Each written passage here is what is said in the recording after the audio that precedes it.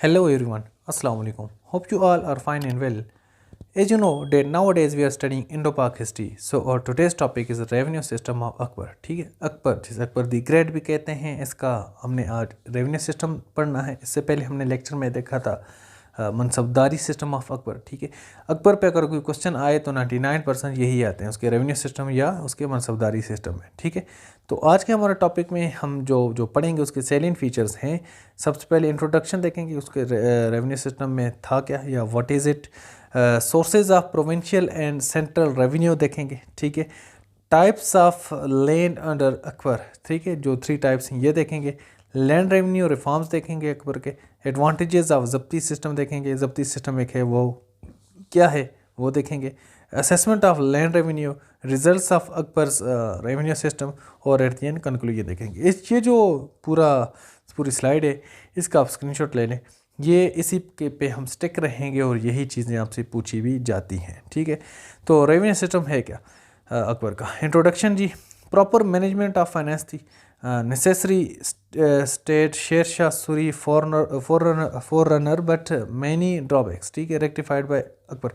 अब इस बात का क्या मतलब है कि जो शेरशाह सूरी था अकबर से पहले वो बादशाह था। ठीक है, हुमायूं थोड़े अरसा उसके पहले, तो शेरशाह सूरी था, उसने जो रेवेन्यू सिस्टम दिया था बेहतरीन किस्म का, वो एक फोर रनर के तौर पर काम कर रहा था। उसे अकबर ने मेंटेन किया और उसे मज़ीद रिफॉर्म किया। ठीक है, most revenue previously misappropriated by jagirdar, so state deprived of large सम।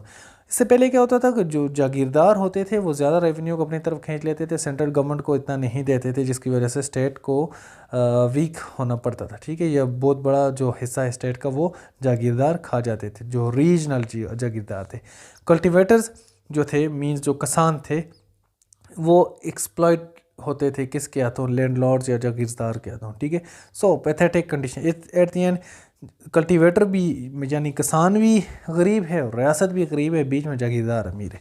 ठीक है, kind of land cultivators unaware so big lot payment corrupt revenue officers. ठीक है, अब जो बाज़ इलाके होते हैं वो बंजर होते हैं, बाज़ बारानी होते हैं, बाज़ नेरी होते हैं, और अब हर इलाके की अलग अलग तरह की पैदावार होती है। ठीक है, अब जो किसान थे उनको नहीं पता था कि हमारा हक क्या है या हमसे कितना लेना चाहिए, लेकिन वो जो ऑफिसर्स जो होते थे, रेवेन्यू ऑफिसर्स, वो हर किसी से एक ही तरह की कलेक्शन करते थे, टैक्सेस लेते थे, तो लिहाजा जो कल्टीवेटर्स थे उन पर बड़ा जुल्म हो रहा था अकबर से पहले। ठीक है, अब sources of provincial and central revenue क्या थे अकबर के दौर में। सबसे पहले लैंड रेवेन्यू। ठीक है, उसके बाद साल्ट टैक्स, जो साल्ट ये लोग बेचते थे उसका जो आता था, custom including port duties and inland transit duties. ठीक है, जो कस्टम वगैरह होती है, इसके अलावा ट्रेड टैक्स था, on both imports and exports पे ट्रेड टैक्स था। इनहेरिटेंस जो जागीर का आपका जो टैक्स होता था वो था। ट्रिब्यूट्स फ्राम वेसल स्टेट, ठीक है, जो आपकी इल्हाक शुदा या मुल्हिका जो छोटी रियासतें थी उनकी तरफ से जो आपको खराज मिलता था वो। Spoils from newly conquered regions, ठीक है, जो नए इलाके वो फतह करते हैं उनसे। और इनकम फ्राम मिंट्स, ठीक है, मिंटिंग से जो आपको पैसा आता था। इसके अलावा types of lands under Akbar, जो टाइप्स थी ये मेन चीज़ है। क्या कितनी टाइप्स थी? 3 टाइप्स थी। क्राउन लैंड्स थी, जिसे आप खालिसा बोलते हैं, means specifically it was the land of emperor. ठीक है, जागीर लैंड थी by nobles, some portion revenues revenue to state. ठीक है, रेवेन्यू टू है ये। ठीक है, मीन्स जो जागीरदार थे वो अपने इनकम का कुछ हिस्सा जो थे वो स्टेट को देते थे। Lands granted on free tenure, ठीक है, लोगों को जो दी हुई थी मुफ्तों का, जो लोगों के हवाले की हुई थी कि आप इससे कल्टीवेट करें और स्टेट को भी दें। एक रियासत का हो गया, एक जागीरदार का हो गया और एक फ्री टेन्योर वाली होगी। ठीक है, इसके बाद जी लैंड रेवेन्यू रिफॉर्म्स जो थे अकबर के, राजा टोडरमाल रिफॉर्म रेवेन्यू सिस्टम, इसका जो वज़ीर था राजा टोडरमाल, बड़ा मशहूर वज़ीर है, इसने रिफॉर्म किया सिस्टम को। इसने क्या किया जी? Measurement of land, whole land measured into bighas, bigha आप ले लें एक, उसने यूनिट, मेयरिंग यूनिट बनाया था। हेम्प रोप जो थी उनसे मिलाकर, हेम्प रोप्स जो थी replaced with bamboos joined by iron rings use jaribs. ठीक है, उसने जो हेम्पिंग रोप्स की जगह उसने बेम्बूज यूज़ किए, ये जो तख्ते होते हैं, और उनके साथ आयरन रिंग्स लगाई। मींस वो उसकी जो लेंथ थी वो स्पेसिफिक थी, वो एक डंडा सा लंबा सा बना लिया, साथ लोहे लगा कर दोनों कोनों पर, कि ये क्योंकि आप अगर कोई डंडा काटेंगे तो वो छोटा बड़ा हो सकता है, लेकिन आपने एक प्रॉपर मिकदार में उसके साथ लोहा भी एक मिकदार में काटा हुआ, वो ना छोटा होगा ना टूटेगा, ठीक है। तो किसी भी जगह पर अगर मेजरमेंट होगी तो सेम रहेगी। तो उस टाइम क्योंकि ऐसा यूनिट सिस्टम तो था नहीं, इसी तरह उन्होंने निज़ाम चलाना था। Distribution of land according to its produce जो थी उसने डिस्ट्रीब्यूट की, डिवाइडेड इनटू 4 कैटेगरीज। क्या?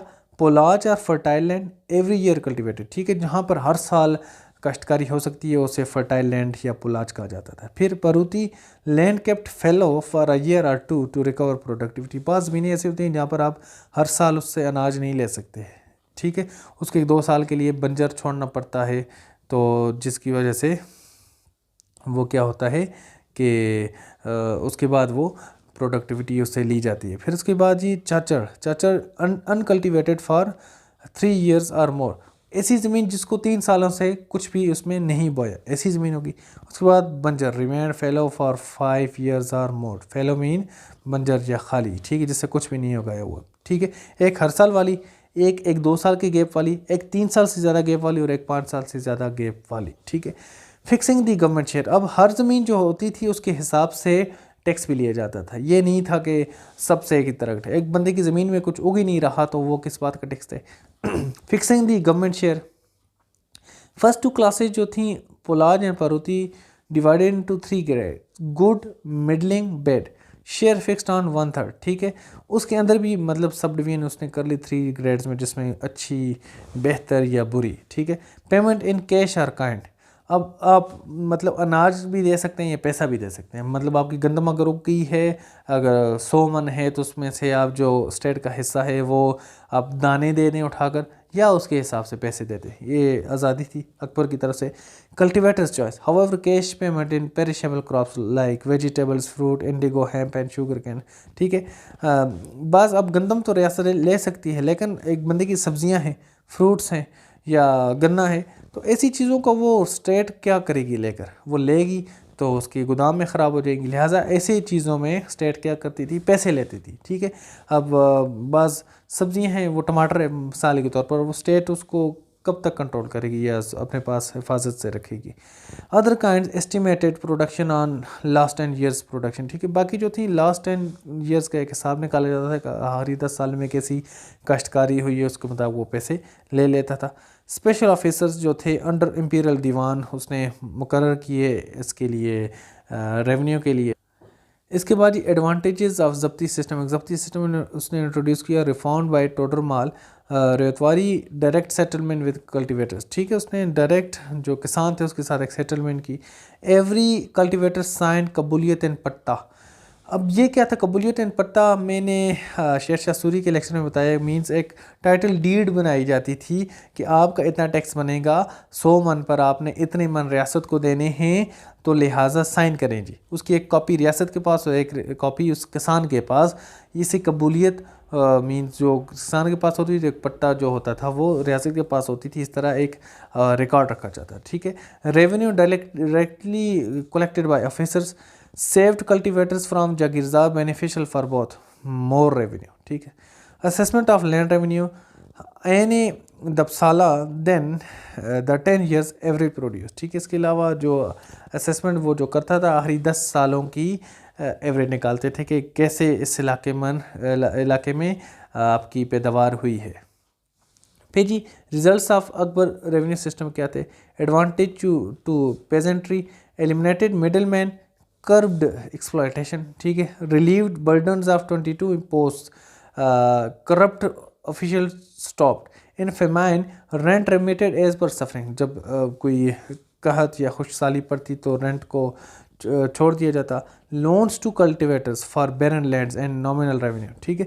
Compensation for damage from military manoeuvre lands, ठीक है। जहाँ पर आपकी अगर आर्मी आ जाती, वो मींस आपकी अगर फसल ख़राब हुई तो उन लोगों को कंपनसेशन दी जाती थी, ये नहीं कि यहाँ से आर्मी गुजरी तो फ्री वे आपसे टैक्स ही देंगे, ठीक है। obnoxious taxes abolished, access to emperor, ठीक है, लोगों को नाजायज़ टैक्सेशन के ज़रिए तंग नहीं किया जाता था और लोगों को एक्सेस दिया जाता था बादशाह के दरबार तक। ट्रेजरी बिकेम रिच, लिहाजा इस वजह से जब लोग खुशहाल हुए तो आपकी जो रियासत का जो ख़जाना है वो भी खुशहाल हुआ। फ्लक्चुएशंस इन रेवेन्यू स्टॉप, ठीक है, और एक रेगुलर इनकम आने लगी।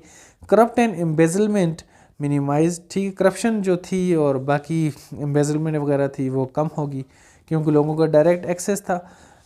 इसका कंक्लूजन देखते हैं जी। His system benefited both state and peasantry, ठीक है, स्टार्ट में मैंने आपको लेक्चर के बताया था कि अकबर से पहले स्टेट को भी कम टैक्स मिलता था और जो कल्टीवेटर्स थे उनके पास भी कम ही कुछ रहता था, मज़े बीच में होते थे जागीरदार के। लेकिन अकबर के सिस्टम के बाद स्टेट को फ़ायदा हुआ और दूसरे एंड पर कल्टीवेटर को फ़ायदा हुआ, ठीक है। अब दूसरा आप मनसबदारी वाला लेक्चर देखें तो उसमें मनसबदारी का सिस्टम ऐसा इंट्रोड्यूस करवाया हुआ था कि जागीरदार ऑटोमेटिकली वीक हो गए, ठीक है। तो ये टॉपिक जो है रेवेन्यू सिस्टम और मनसबदारी सिस्टम जो अकबर का है, जो मैंने आपको सेपरेट लेक्चर में बताया हुआ है, ये ऐसी डायमेंशंस हैं कि जिसमें CSS PMS में आपसे क्वेश्चन पूछे जाते हैं, ठीक है, CSS और PMS में, ठीक है। तो यही एंगल्स हैं जो आपने तैयार करने हैं। तो उम्मीद है ये लेक्चर सुनने के बाद आपको समझ आई होगी। तो हमारा टॉपिक कंप्लीट होता है, मिलते हैं किसी और टॉपिक में, तब तक के लिए अल्लाह हाफिज़।